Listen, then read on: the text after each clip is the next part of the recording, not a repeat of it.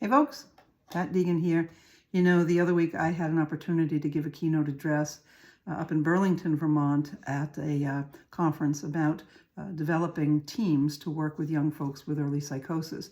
And a critical part of the team is, of course, also working with families, because even though the young person is definitely going on their journey, both into psychosis and then making their recovery, families also go through a pretty intense experience. And this was brought home to me with this slide that Lisa Dixon shared that shows the journey of the young person up here, but sort of a parallel journey that the family is taking. And it really opened my eyes and opened my heart to the struggles that families go through. So in this scenario, what's happening is the young person is moving out to college, gets a little bit lonely, is smoking too much marijuana.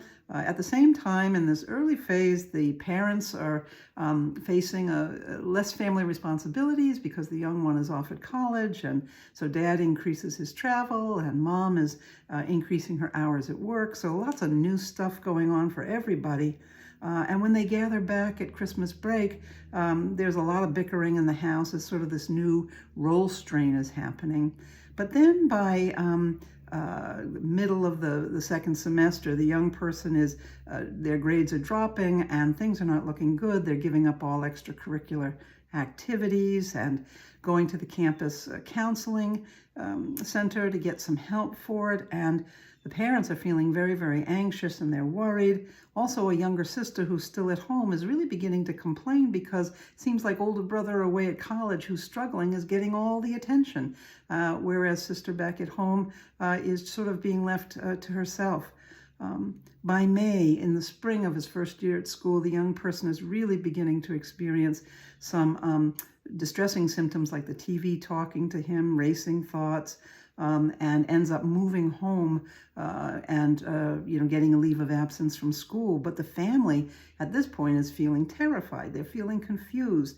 The marriage is beginning to suffer because there's disagreements about what the next step should be. And finally, the young person ends up in the hospital. Everybody is feeling depleted, absolutely exhausted because of what they've been through in the last year. The mom's feeling relieved to get real help for her son, but dad thinks this is just a phase and it had more to do with the pot. And there is a lot of disagreement in the family about whether or not this young person should go back to college the following autumn. So I think that that's a powerful snapshot of what it is that happens when a young person is going through the throes of moving into early psychosis, and the family is also going through changes. And that's why in the on-track model of our early psychosis care, there's a real emphasis on us helping and supporting the families as well as the individuals in making their recovery.